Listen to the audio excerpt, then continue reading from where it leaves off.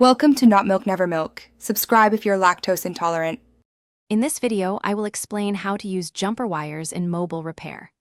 Jumper wires are tiny, insulated electrical conductors that serve as temporary or permanent bridges for broken circuits on a mobile phone's motherboard. They are incredibly useful for bypassing damaged traces or connections, effectively restoring the flow of electricity to a component that has lost its original pathway. This technique is crucial for bringing devices back to life, preventing them from becoming e-waste due to minor circuit damage. You should consider using jumper wires when you've identified a specific break in a circuit trace, perhaps due to physical damage, corrosion, or excessive heat.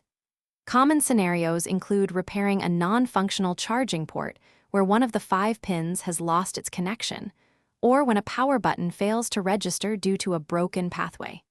Before proceeding, always use a multimeter to precisely pinpoint the open circuit, ensuring you connect the jumper wire to the correct points for effective repair.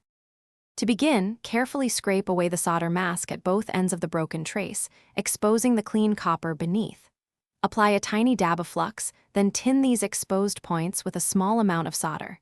Next, cut a very thin, insulated jumper wire to the absolute shortest length needed, typically 1 to 2 centimeters. Solder one end securely to your starting point, then the other end to your destination. Finally, test for continuity with a multimeter and secure your new connection with UV glue or epoxy for durability. For best results and safety, always use the thinnest insulated wire available, often found in old headphone cables, to minimize the risk of accidental shorts.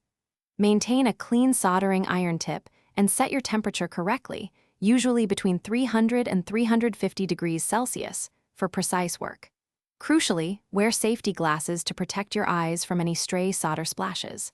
After soldering, meticulously check all your new connections with a multimeter to confirm continuity and prevent any potential damage before reassembling the mobile device.